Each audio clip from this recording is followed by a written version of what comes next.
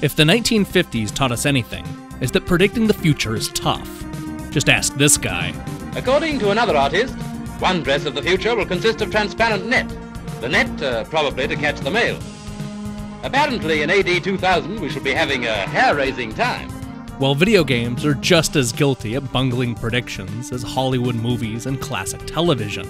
And while video games have only been around for a few decades, we already have plenty of examples of them getting it wrong. Today, I wanted to take a look at 10 classic games that were set in what, at one time, was the future. And not just a couple years into the future, I'm talking about a decade or so, maybe longer. And what once was the future is now the past. Check your calendar because all of these futuristic games are now old period pieces. Join me as I look at 10 classic games that failed to predict the future. Quick! There's no time! Stockpile food, call your loved ones, and dig a hole, because Y2K is coming.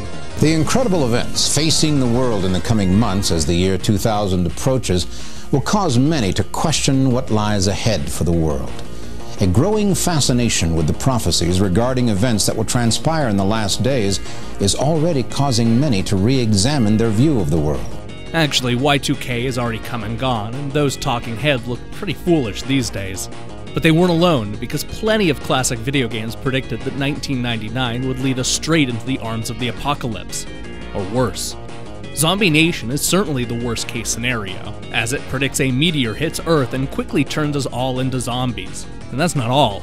The dastardly meteor shoots a laser at the Statue of Liberty and it literally brings it to life. Thankfully, a dismembered head of an old samurai hero shows up to save the day. Yeah, that Y2K thing isn't sounding too bad, is it?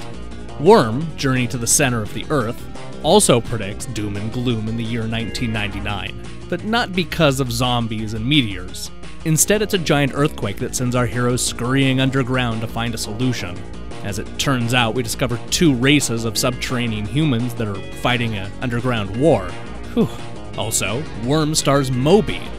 No, really. Of the games based in 1999, Smash TV comes the closest to reality. While we have yet to see TV shows devolve into the same level of senseless violence, the year 2000 did bring us Survivor.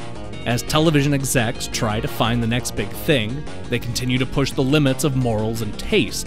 Could this style of TV competition be far off? 2005 brought us the release of the Xbox 360 and PlayStation Portable. It's the year John Roberts became the 17th Chief Justice of the US Supreme Court, and the White Sox won the World Series. 2005 is also the year Twisted Metal takes place. Set on Christmas Eve, this PlayStation launch game predicts that a magical psychopath will grant wishes based on the winner of an ultra-violent demolition derby competition. Or something like that. Either way, 2005 was a lot more peaceful than Twisted Metal would have you believe. Super Glove Ball may be more peaceful than, say, cars blowing each other up, but that doesn't mean Rare's prediction of 2005 was any more accurate. This Power Glove-enhanced ball-bouncing simulator takes place in outer space, where the shuttle commander has been trapped in a dimensional maze. The only way to get out is to fling balls at the wall using an expensive and unreliable NES accessory. Fortunately, Rare's prediction of wall-ball-loving aliens hasn't come true, but that's not to say that the Power Glove didn't accurately guess the future. Forget the silly science fiction story. Super Glove Ball will always be remembered for its use of motion controls, something that Nintendo built an entire console around in 2006. And let's not forget this demonstration of Kinect with more than a passing similarity to Super Glove Ball. When it came to telling a futuristic sci-fi story, most games had the good sense to either not mention a year or base it in the future when we'll all be dead. Megaman went a slightly different direction. Instead of telling us exactly when the game takes place, Capcom opted to make it a little bit more ambiguous by adding an X. As a result, the series takes place in the year 2000X. That means that Dr. Light's creation went head-to-head with all those themed robots between the years 2000 and 2009. Here we are in 2013, and robots look more like Gerald Ford exiting Air Force One than Cutman.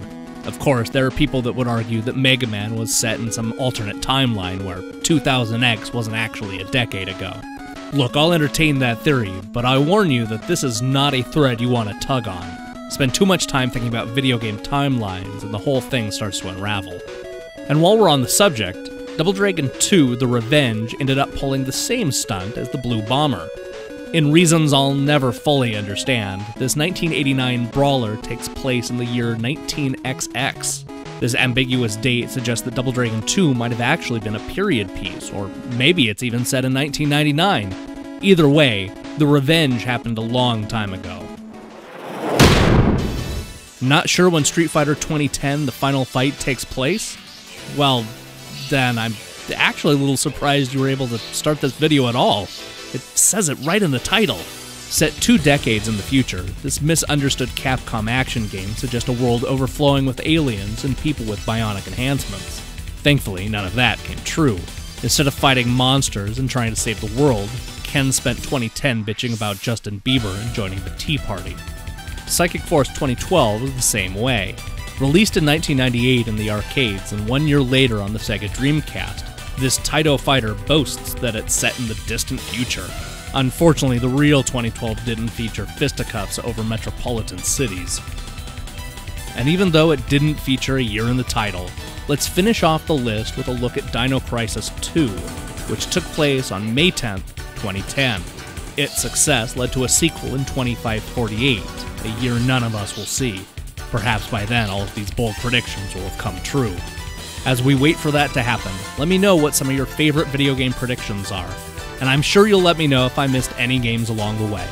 I'll be back soon with another list and more video game content, so make sure and hit the subscribe button and let me know what you think.